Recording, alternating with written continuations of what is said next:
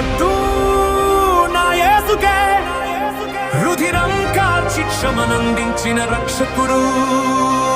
జయ కొట్టు నా క్రీస్తుకే, మరణం గెలిచి స్వర్గం చేరిన ద్వితీయుడు.